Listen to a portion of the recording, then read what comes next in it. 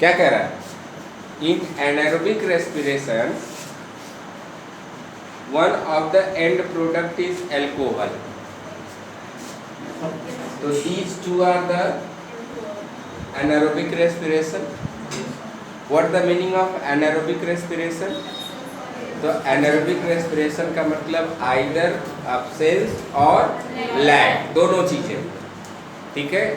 यदि complete oxygen है तो that will called as the aerobic process. Got it clear? तो इन दोनों का मतलब यानी anaerobic का end product एथेनॉल और लैक्टिक एसिड. तो इसमें क्या कह रहा है कि एल्कोहल है. एकदम बात सही है. एकदम बात क्या है? सही है. आगे बढ़ते हैं. There is a incomplete breakdown of the glucose. बात सही कि गलत? कंप्लीट होता है कि इनकम्प्लीट? अभी तो कहा गया कि यदि देखो ध्यान से इनकम्प्लीट है. यदि कंप्लीट होता तो पूरा का पूरा 3 कार्बन एटम वाला कार्बन जो मॉलिक्यूल है, इधर देखो, हाँ, 3 कार्बन एटम वाला जो मॉलिक्यूल है कंप्लीटली किस में कन्वर्ट हो जाता? CO2 में. इसका मतलब ये कंप्लीट है कि इनकम्प्लीट? तो दोनों सेंटेंस सही है. एक चीज, चूंकि ऑक्सीजन कम है, इनकम्प्लीट है, इसीलिए इसको क्या कहा जा रहा है? एनारोबिक. तो आंसर क्या बनेगा? ए. बोलो बात समझ में आ रही है? लास्ट में जब हम लोग चलेंगे कहाँ पे?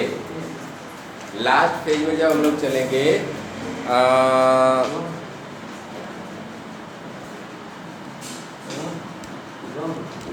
कहाँ चलेंगे?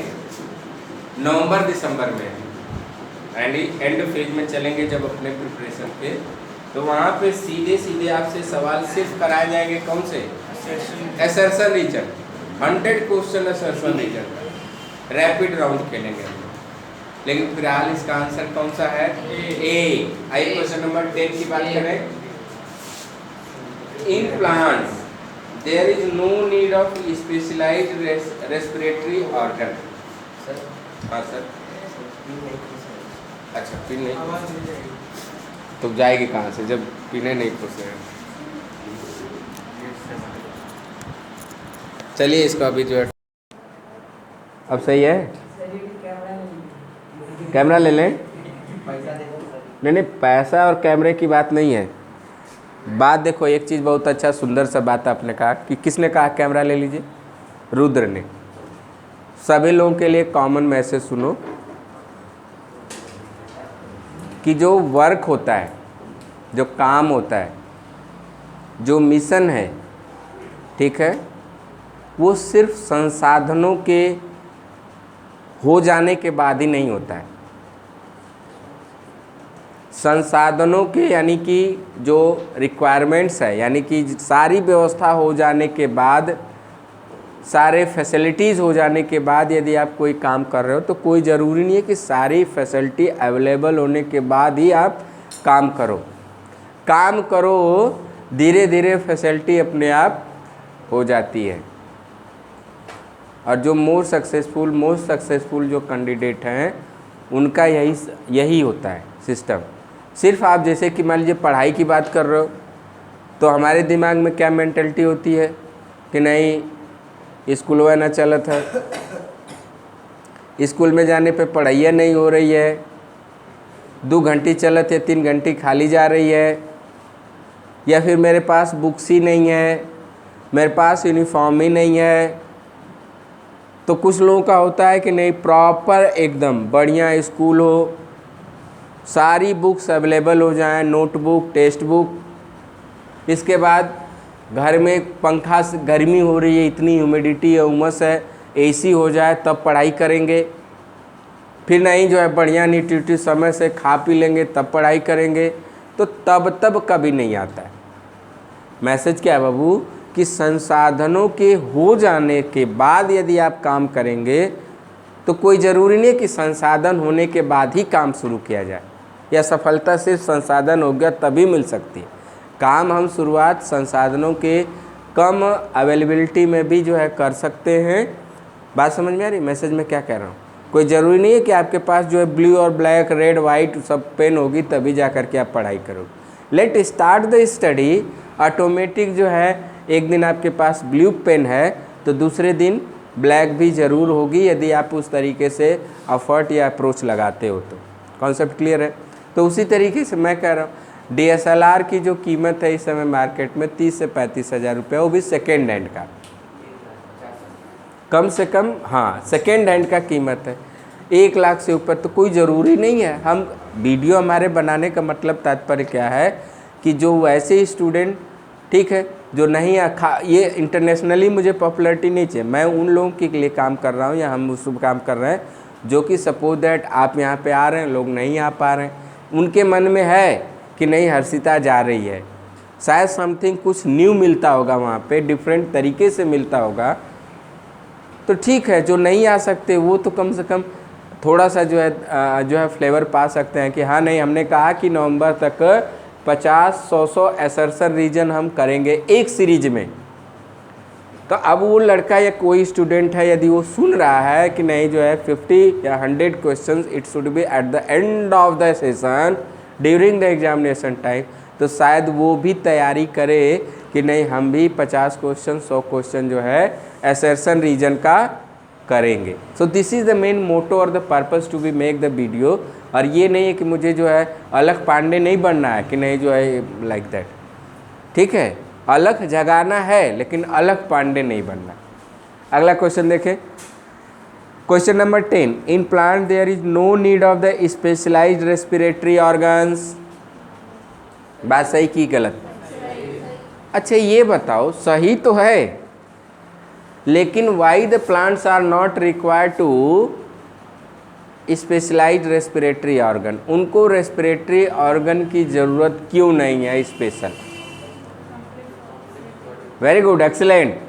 क्योंकि प्लांट बॉडी जो है, उनकी जो बॉडी है वो कॉम्प्लेक्स स्ट्रक्चर नहीं है। Very good, excellent. जो ये कॉम्प्लेक्स स्ट्रक्चर, जटिल व्यवस्था नहीं है, वहाँ पे जो है उनकी जो बॉडी है प्लांट्स की, वो किस लेवल पे पाई जाती हैं? तो वो सिर्फ ऑर्गन लेवल पे, ऑर्गन सिस्टम लेवल पे नहीं है। फिर से ध्यान से सुनिएगा, बहुत खतरनाक सवाल आया शुभम के लिए स्पेशली, कि प्लांट बॉडी के अंदर जो प्लांट की जो बॉडी है उसमें ऑर्गन सिस्टम लेवल का ऑर्गेनाइजेशन नहीं है, उसमें किस लेवल का है? सिर्फ और सिर्फ ऑर्गन लेवल का है। तो वहाँ पे जो रिलेटिवली प्लांट की जो बॉडी है, रिलेटिवली वो कैसी होगी? सिंपल स्ट्रक्चर वाली होगी, और जिसके लिए कोई ज़रूरी, जब ऑर्गन लेवल की है तो कोई वो स्पेशलाइज्ड ऑर्गन की, रेस्पिरेटरी ऑर्गन की, सर्कुलेटरी ऑर्गन की, नर्वस सिस्टम की, स्केलेटन सिस्टम की, डाइजेस्टिव सिस्टम की, एंडोक्राइन सिस्टम की, बहुत कोई खास जो रिप्रोडक्टिव सिस्टम की, ठीक है, रिप्रोडक्टिव सिस्टम की, जैसे कि ह्यूमन बींग के केस में male and female, there is the reproductive organs for the particularly reproduction, इस प्रकार की चीज़ें वहाँ पे नहीं है। क्यों नहीं है? Because the body of the plant is relatively very simple, याद रखना है। तो बात क्या कह रहा है? बात सही है, in plants there is no need of the specialised respiratory organs, बात सही है। स्टेटमेंट असर्शन सही है? अच्छा। Plant do not have great demand of gaseous exchange, बात सही है कि गलत?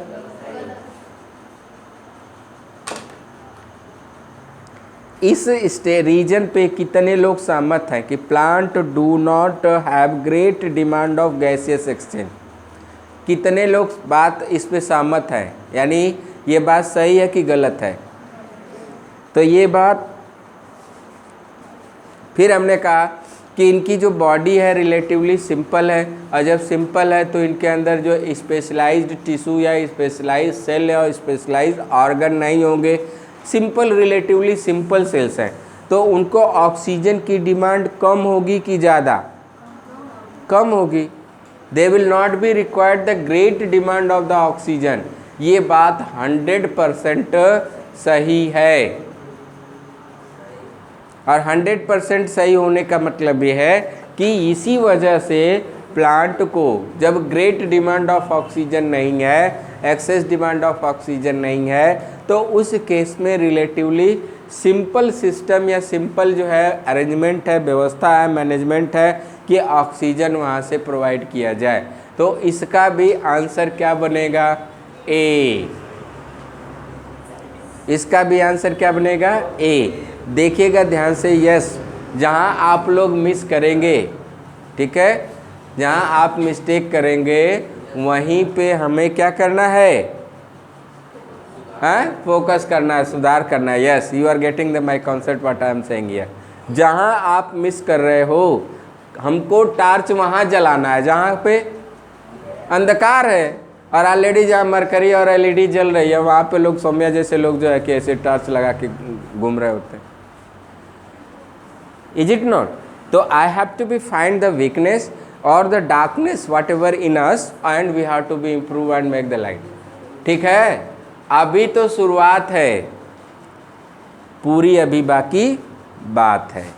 ठीक है, तो इस तरीके से हम लोग कह सकते हैं। और हम कसम खा के रखे हैं, इस सीरीज का नाम क्या है? 95+। तो आएगा, कितने लोगों का आएगा ये मैं गारंटी नहीं ले रहा हूँ, लेकिन गारंटी तो मैं ले रहा हूँ कि आएगा। अब जितने लोग उस पर एफर्ट करेंगे 95+ आएगा। साइंस में भी आएगा, मैथ में भी आएगा और सोशल में भी आएगा। सोशल को भी हमको जो है सोशल के तरीके से जो है एकदम, आप पहला टेस्ट दिए, दूसरा जो है हमने कहा दूसरे टेस्ट में, आपका दूसरा टेस्ट कब होगा? अगस्त में है, 4 या 6 अगस्त, यानी ये जो संडे आ रहा है इसको छोड़ करके अगले संडे में। ठीक है, बोलो। और सभी जितने भी तीनों टेस्ट, यानी टेस्ट नंबर जो है 3 था, टेस्ट नंबर 2 था, टेस्ट नंबर 4, तीनों टेस्ट का जो एक टॉपर होगा उसको मैं जो है एक स्पेशल गिफ्ट से नवाजा जाएगा। सर को या किसी को मैं बुलाऊंगा। ठीक है, 5 मिनट के लिए वो आएंगे, लेकिन आएंगे। ठीक है, 15 अगस्त के ऑन ओकेजन ऑफ द 15 अगस्त। तो देवी कोई भी होगा, XYZ हो सकता है कि आप में से ही कोई एक गार्जियन को मैं बुला दूँ। बोलो बात समझ में? तो वो आकर के वो टॉपर को जो है they will give the some prize. चलो अगला सवाल करते हैं, नेक्स्ट वन। ये बहुत सुंदर सा सवाल है, क्वेश्चन नंबर 11। क्या है बाबू? अच्छा एक सवाल लिख लो, तो पहले एक सवाल लिखो। क्वेश्चन नंबर जो 10 का है, एकदम ऐसे थ्योरी वाला पार्ट है, इसी में लिखो। क्या लिखोगे question? Why do plants, question लिखो, why do plants not required, why do plants not required any specialized organ, any specialized organ for the, any specialized organ for the respiration, for the respiration, respiration, वही respiration के लिए कोई specialised organ क्यों नहीं है? Respiration, again and again मैं कह रहा हूँ, रेस्पिरेशन के लिए कोई स्पेशलाइज्ड ऑर्गन क्यों नहीं है?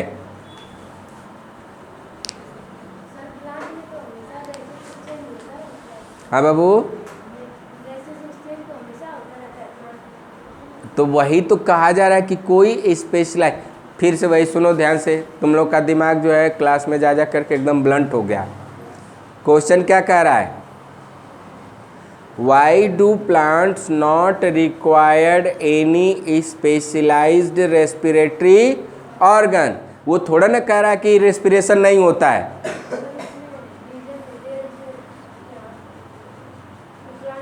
उसको छोड़ो, leave it the first what I am saying, पहले उसको सुनो।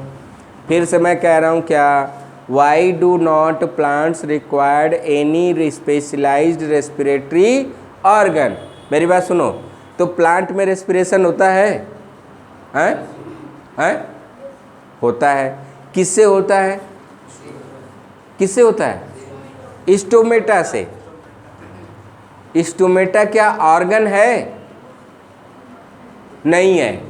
क्या है?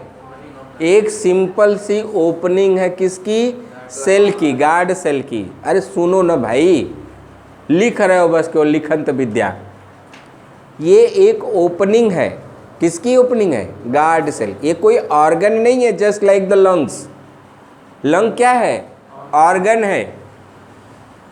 ट्रैकिया क्या है? ऑर्गन है। ब्रोंकाई क्या है? ऑर्गन है। नॉस्ट्रिल क्या है? ऑर्गन है। अरे बोलो, यदि मैं आपसे पूछूं कि बता दो कि ह्यूमन बीइंग के अंदर लंग क्या क्या जरूरत है, what is the utility of lungs? अरे तो स्टोमेटा भी तो लंग्स का काम कर रहा है। Stomata is also performing the function of lungs. Lung is already gaseous exchange का परफॉर्म कर रहा है। तो आखिर स्टोमेटा और तो ह्यूमन बीइंग के अंदर लंग्स की क्या जरूरत है? क्योंकि भैया ऑक्सीजन की ज़्यादा ज़रूरत है। किसके केस में? ह्यूमन बीइंग के केस में। स्ट्रक्चर कैसा है? कॉम्प्लेक्स है। हर एक सेल तक ऑक्सीजन को प्रॉपरली पहुंचने के लिए ह्यूज अमाउंट ऑफ ऑक्सीजन की ज़रूरत पड़ेगी। क्वेश्चन को रटिए नहीं, try to be understand. Huge amount of oxygen की ज़रूरत पड़ेगी, और जब ह्यूज अमाउंट ऑफ ऑक्सीजन की ज़रूरत पड़ेगी तो उसके लिए कुछ ऐसा एफिशिएंट मैकेनिज्म चाहिए जिससे कि ज़्यादा से ज़्यादा जो है ऑक्सीजन पहुंच पाए। फिर से सवाल किया जा रहा है कि प्लांट के अंदर कोई स्पेशलाइज्ड रेस्पिरेटरी ऑर्गन क्यों नहीं है? आंसर क्या बनेगा? क्योंकि भैया प्लांट की जो सेल्स हैं इतनी कॉम्प्लेक्स स्ट्रक्चर के अंदर नहीं धसी हैं जितना कि ह्यूमन ब्रेन के अंदर ऑक्सीजन पहुंचना टेढ़ी खीर है, हार्ट के सेल्स के अंदर ऑक्सीजन पहुंचना टेढ़ी खीर है। उसके बारे में सोचिए, जो ओवरी के अंदर जो डीप साइडेड सेल्स हैं वहाँ तक ऑक्सीजन पहुँचना टेढ़ी खीर है। तो यदि आसानी से कोई काम हो जाएगा तो वहाँ तक नहीं पहुँचेगा। इसका मतलब क्या है कि स्ट्रक्चर यानी ऑक्सीजन की अवेलेबिलिटी को वहाँ तक पहुँचाना है तो क्या होना चाहिए? एक एफिशिएंट मैकेनिज्म होनी चाहिए। आंसर लिख करके दिखाओ फिर से। मैं क्या कह रहा हूँ कि प्लांट के अंदर कोई स्पेशलाइज्ड रेस्पिरेटरी ऑर्गन क्यों नहीं है? तो आंसर तो लिखा है रीजन यहाँ पे, इसी को एक सेंटेंस फॉर्म में लिखने की कोशिश करना है आपको कि प्लांट के अंदर कोई great demand of gaseous exchange नहीं होती है। ग्रेट डिमांड ज़्यादा अमाउंट में नहीं होती है। क्यों नहीं होती है? Because the plant structure is relatively simple. Yes,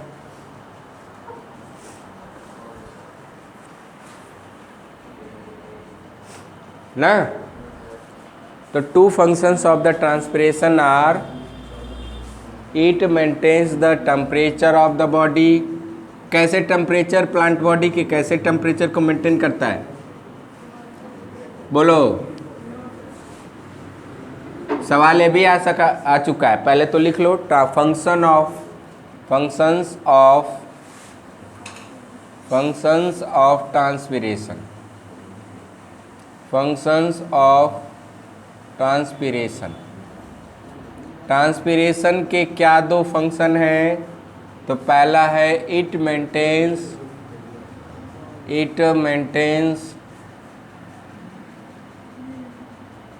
या ब्रैकेट में लिख दूंगा मैं कूल। इट मेंटेन्स और cool the body temperature of क्या? Plants. Body temperature of plants. बोलो दूसरा फंक्शन क्या है बाबू? तो it provides the gaseous exchange. It provides the gaseous क्या? एक्सचेंज। ये गैसियस एक्सचेंज कराता है। ठीक है, ये वाला सवाल घुमा के फिर से पूछेगा कि आखिर how the transpiration is useful in maintaining the body temperature of plants. कैसे करता है? तो याद रखेंगे लिप्स के थ्रू, यानी ट्रांसपिरेशन जो होता कैसे है? स्टोमेटा के थ्रू होता है। और ये स्टोमेटा कहाँ पे पाए जाएंगे? तो लिप्स में। तो यहाँ से क्या होगा?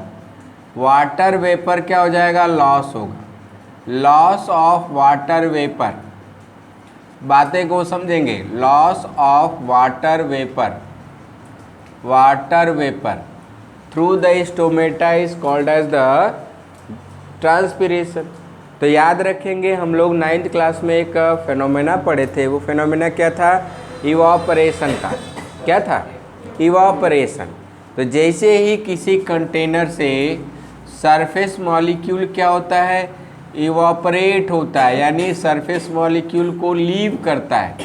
तो जैसे ये सरफेस मॉलिक्यूल को लीव करेगा तो यहाँ से वो कुछ एनर्जी लेकर के क्या होगा? स्पेस में चला जाएगा। तो ओवरऑल इस पर्टिकुलर जो है मास का एनर्जी कंटेंट क्या हो जाएगा?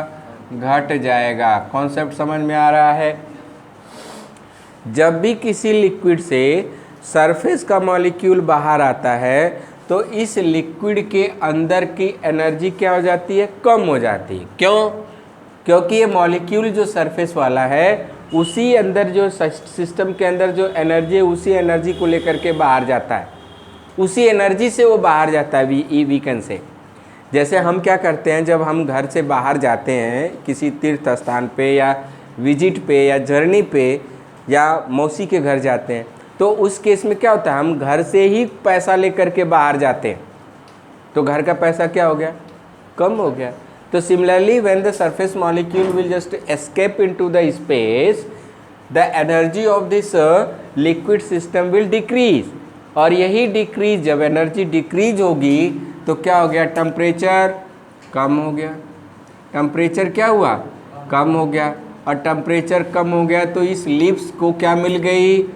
कूलनेस मिल गई, कूलिंग हो गई। इसीलिए गर्मी के दिनों में लोग क्या करते हैं? गर्मी के दिनों में लोग पेड़ की छाया के नीचे, यानी पेड़ के नीचे बैठते हैं। क्या पर्पज क्या होता है? कि ये पूरा का एक जो है पेड़ के अंदर जो है इस तरह जो छाया, यानी एक पूरा एक सिस्टम बन जाता है। बंदा बैठा हुआ है, उसके अंदर की जो एयर है वो एयर जो है ऊपर जो है मूव करती है। मूव करने से क्या होगा कि जो है वो, चूँकि यहाँ की पत्तियों की एनर्जी कम हो गई है, यहाँ पे टेम्परेचर कम हो गया, तो नीचे का जो ज़्यादा टेम्परेचर वाला है वो ऊपर मूव करेगा। तो फिर नीचे वाला जो है कि इस तरीके से उसकी भी एनर्जी धीरे धीरे कम हो जाती है। और छाया के अंदर इस तरीके से छाया में हमको क्या मिलती है? कूलनेस मिलती है। तो इसीलिए लोग गर्मी के दिनों में पेड़ के नीचे ऐसे बैठते हैं। कुल मिलाकर के हमको दो चीज़ें समझना है कि ट्रांसपिरेशन क्या करता है। तो ये पेड़ों को कूलनेस या कूलिंग करता है, बॉडी टेम्परेचर को मेंटेन करता है प्लांट के, और साथ साथ में ये क्या करता है? गैसेस एक्सचेंज कराता है। क्यों गैसेस एक्सचेंज का क्या तात्पर्य है यहाँ पे? तो ट्रांसपिरेशन यानी कि जो है हम लोगों ने बात किया था कि ये जो है गार्ड सेल है, और इस गार्ड सेल से क्या होगा? वाटर वेपर लॉस होगा। और जब वाटर वेपर को लॉस कराने के लिए, वाटर वेपर को लॉस कराने के लिए ये स्टोमेटा क्या होंगे? खुलेंगे। स्टोमेटा खुलते किस लिए हैं?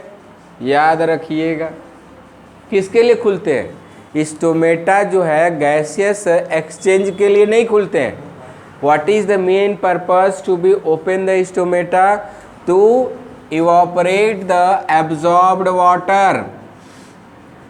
एब्जॉर्ब जो वाटर है, इस वाटर को क्या करना? सेल से बाहर निकालना, नहीं तो टर्बिडिटी प्रेशर बढ़ जाएगा और सेल क्या हो जाएगी?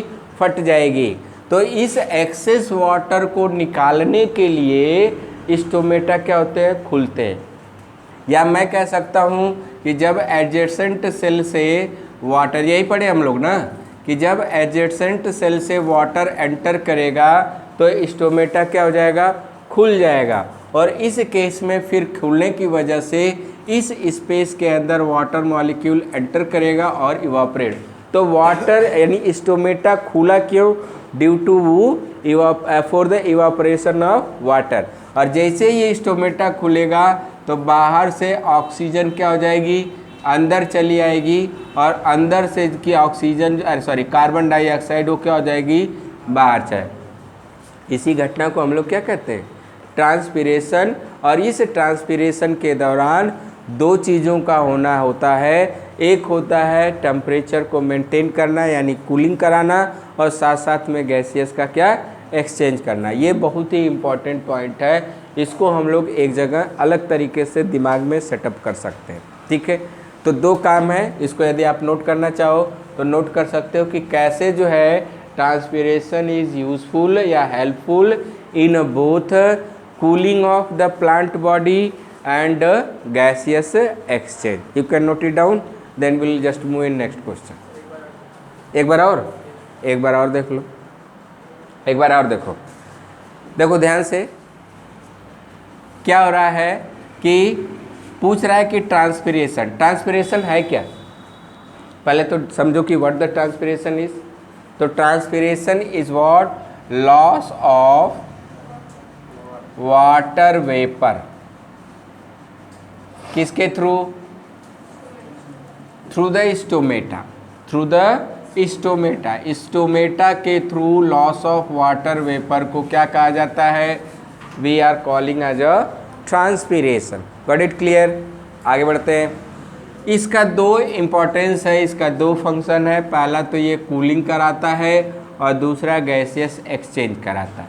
ठीक है, कूलिंग कैसे कराता है, तो यहाँ से वाटर वेपर जब निकलेगा, वाटर मॉलिक्यूल वाटर वेपर जब वेपराइज होगा तो यहाँ के एनर्जी जो है, इस सेल की एनर्जी यानी कि यहाँ का जो वाटर मॉलिक्यूल है उसकी एनर्जी कम हो जाएगी, और इस तरीके से ये सेल का टेम्परेचर कम हो जाएगा। इसी तरीके से यहाँ का जो मॉलिक्यूल जो है सरफेस वाला पहले जाएगा, बाहर जाएगा, तो यहाँ से इन सब मॉलिक्यूल की एनर्जी क्या हो गई, कम हो गई। तो इस तरीके से हम लोग कह सकते हैं कि ट्रांसपिरेशन क्या करता है, कूलिंग करता है। और दूसरी चीज़ कि जो है ये जो स्टोमेटा ओपन हो रहा है उसमें सबसे इम्पॉर्टेंट जो रोल है opening and closing of stomata का, वो सबसे इम्पॉर्टेंट रोल किसका है, वाटर का है। वाटर गार्ड सेल में एंटर करेगा और क्या होगा, फिर जो है गार्ड सेल से बाहर निकल जाएगा। दिस घटना is called as the transpiration. तो जो स्टोमेटा की ओपनिंग और क्लोजिंग हो रही है, it is due to the transpiration और एंट्री ऑफ द वाटर। लेकिन जैसे ये स्टोमेटा खुलेगा तो बाहर चूंकि ऑक्सीजन का कंसंट्रेशन ज़्यादा है, कार्बन डाइऑक्साइड का एयर में कंसंट्रेशन क्या है, कम है। सिमिलरली अंदर जो सेल के अंदर जो है ऑक्सीजन का कंसंट्रेशन कम है और कार्बन डाइऑक्साइड का कंसंट्रेशन ज़्यादा है। तो जैसे ही ओपन होगा उस तरह, जैसे मान लीजिए एक छोटा सा एग्जांपल मैं दे रहा हूँ।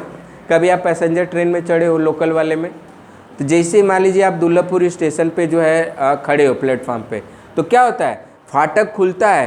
तो जैसे ही बाहर अंदर के फाटक खुला तो जैसे ही रेल ट्रेन प्लेटफॉर्म पे रुकी, अंदर वाले लोग क्या हुए, बाहर आ गए, और बाहर वाले लोग अंदर चले गए। A same happening is occurring there in a stomata also. जहाँ डिफ्यूज़न हो रहा है, इस कॉन्सेप्ट को आप समझ लीजिएगा, जहाँ कहीं भी डिफ्यूज़न हो रहा है मेम्ब्रेन के थ्रू, जहाँ कहीं भी डिफ्यूज़न हो रहा है, यही घटना होती है।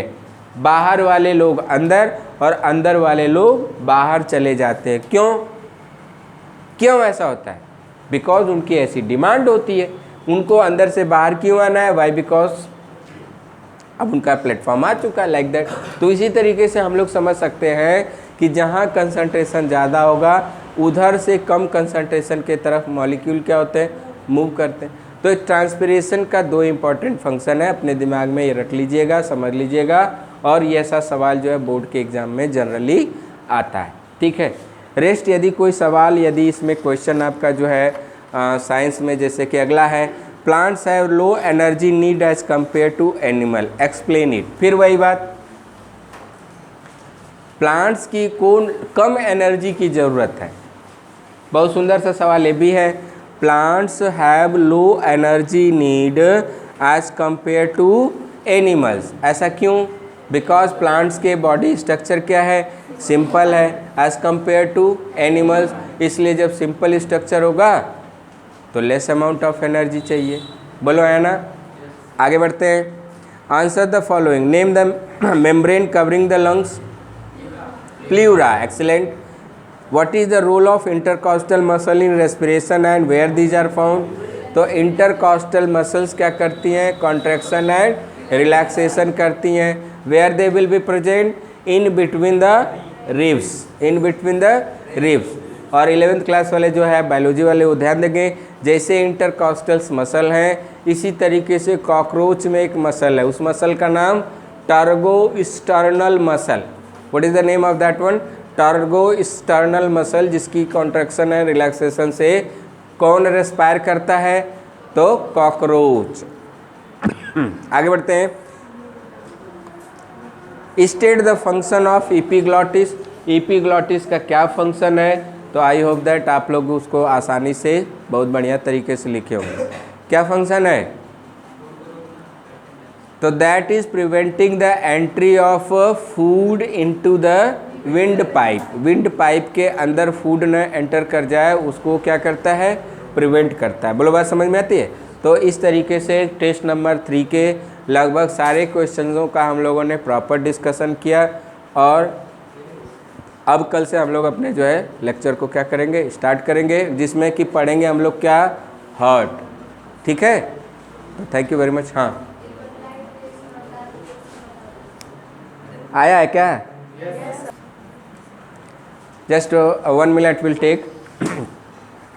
क्वेश्चन नंबर 15 का C, 2 green plants are kept separately in oxygen free container. 2 green plants हैं जो ऑक्सीजन, 2 कंटेनर है जहाँ पे कि ऑक्सीजन नहीं है। पहले जब कभी भी इस तरीके की बात आए, ध्यान दीजिएगा, जब कभी भी इस तरीके के क्वेश्चंस आए तो first we have to be understand the demand of the question. 90% student तो क्वेश्चन को समझ ही नहीं पाते हैं कि क्वेश्चन है क्या, specially up to the 10th class level. तो they are not understanding the demand of the question और ऑलवेज धृतराज के तरीके से ब्लाइंडली आंसर करना शुरू कर देते हैं, और फिर वही होता है क्या, पराजय का कारण बनता है, कुरुक्षेत्र में आप हार जाते हो। तो उस पहले सवाल को समझो। 2 green plants are kept separately in oxygen free containers. तो यहाँ पे 2 ग्रीन प्लांट रख दिए हमने। मान लीजिए यहाँ पे मैं ग्रीन प्लांट ऐसे कह रहा हूँ, 2 ग्रीन प्लांट ऐसे छोटे वाले रख दिए गए, लेकिन ऑक्सीजन फ्री कंटेनर है, ऑक्सीजन यहाँ पे अवेलेबल नहीं है, याद रखना है। ओके, फिर कह रहा है 1 इन dark and another in continuous light. इसको आपने अंधेरे में रख दिया, डार्क रूम में रखा है, डार्क रूम में रखा है, जबकि इस वाले कंटेनर को आपने लाइट के प्रेजेंस में रखा है, जहाँ पे कॉन्टिन्यूअस लाइट पड़ रही है। मतलब ये कि ऐसा नहीं है कि 2 घंटे के लिए लाइट ख़त्म हो गई या ये लाइक दैट। तो यहाँ पे कॉन्टिन्यूअस लाइट है, यानी सुबह से लेकर के उसको शाम तक इस कंटेनर को रखा है। पूछ रहा है which one will live longer, कौन ज़्यादा समय के लिए, विच विल लाइव लॉन्गर, कौन ज़्यादा समय के लिए जीवित रहेगा, हैं? तो याद रखना है, यदि ये डार्क रूम में है, इसका मतलब क्या है कि इसके अंदर लाइट रिएक्शन नहीं हो रही है। इंपॉर्टेंट सवाल है, वेरी वेरी IMP। जबकि यहाँ पे फर्स्ट फेज की लाइट रिएक्शन होगी, it can perform the photosynthesis and photosynthesis की फर्स्ट पार्ट होगा। अब फोटोसिंथेसिस का यदि फर्स्ट पार्ट फेज रिएक्शन हो रही है, लाइट रिएक्शन हो रही है, तो याद रखिए अब इस क्वेश्चन को पूछ कर, ये दे करके, और ये पूछ सकता है कि बताओ कि इसमें लाइट फोटोसिंथेसिस की कौन सी फेज हो रही है। तो इसमें इस रिएक्शन, इस वाले में फोटोसिंथेसिस की जो है लाइट रिएक्शन नहीं होगी, जबकि यहाँ पे लाइट रिएक्शन, फोटोसिंथेसिस की लाइट रिएक्शन होगी। क्योंकि यहाँ पे क्या, यहाँ पे फोटोसिंथेसिस हो रही है, यस हो रही है, फुलिश फेलो, यहाँ पे फोटोसिंथेसिस हो रही है। फोटोसिंथेसिस के अंदर 2 स्टेप है, एक है लाइट रिएक्शन और दूसरी डार्क रिएक्शन। तो क्या मैं नहीं कह सकता हूँ कि डार्क रिएक्शन वाला स्टेप चल रहा होगा यहाँ पे, अरे बोलो। फिजियोलॉजिकल रिएक्शन ऑलवेज सेल के अंदर 24/7 हर क्षण चलती रहती हैं। तो यहाँ पे जो है डार्क रिएक्शन चल रही है, जबकि यहाँ पे लाइट रिएक्शन। तो यानी फोटोसिंथेसिस तो दोनों हो रही है, यहाँ पे लाइट और यहाँ पे डार्क। डार्क के अंदर, बोलो मत, पहले समझो, डार्क के अंदर क्या होता है, तो जो ग्लिसरिक एसिड, एक्चुअली में पीजीए फास्फोग्लिसरिक एसिड जो है ये कन्वर्ट होता है किसमें, C6H12O6 के अंदर। This is the reaction of the dark condition. यानी इस प्लांट के अंदर जो पहले से फास्फोग्लिसरिक एसिड बनी हुई है वो डार्क के कंडीशन में कार्बोहाइड्रेट में कन्वर्ट हो रही है।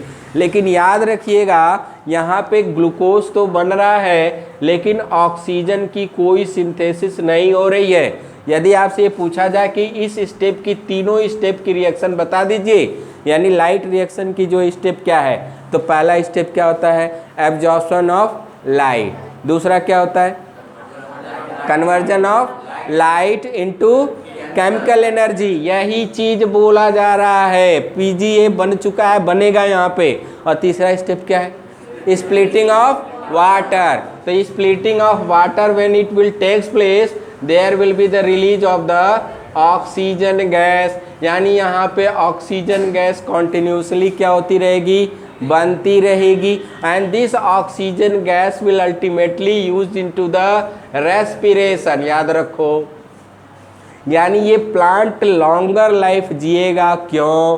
क्योंकि लाइट रिएक्शन के अंदर फोटोलिसिस ऑफ वाटर होगा, और वाटर होगा तो फिर ये ऑक्सीजन बनाएगा। ऑक्सीजन बनाएगा तो that oxygen will utilize into the mitochondria for the generation of energy. At the same time यदि आपसे पूछा जाए कि क्या इसके अंदर डार्क रिएक्शन होगी,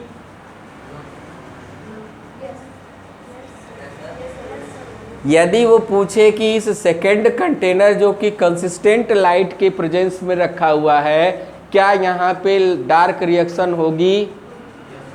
अरे बोलो, होगी या नहीं?